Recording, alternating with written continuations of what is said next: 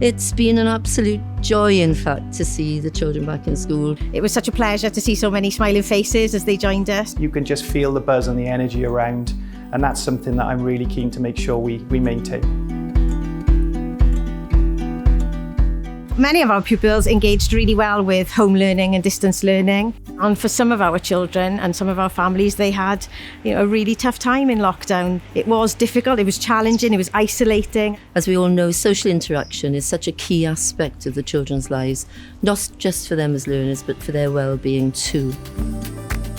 Every one of Caerffili schools has a comprehensive risk assessment in place, and all schools have introduced a range of measures. All the staff came in throughout August to make sure that their classroom environment was ready, as well as the school's site. We have strengthened and enhanced the availability of our key support teams, including cleaners, health and safety, and environmental health, to ensure that, if necessary, they can be rapidly deployed to schools if a case has been identified.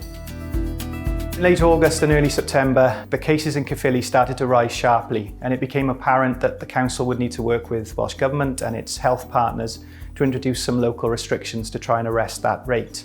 At the end of that first week, a member of staff tested positive for the virus. She didn't feel at all unwell and was completely asymptomatic. That provided us with an opportunity to test out how adequate our response processes were, and I'm really pleased to be able to say that they worked very, very well. I was swiftly contacted by an environmental health officer to ensure that the governors and I were adhering very strictly to all the guidance given to make sure that our school community was as safe as it possibly could be. Of course, having classes in a bubble meant that the rest of the school could continue. Our children have a right to an education, and it's our job to provide one.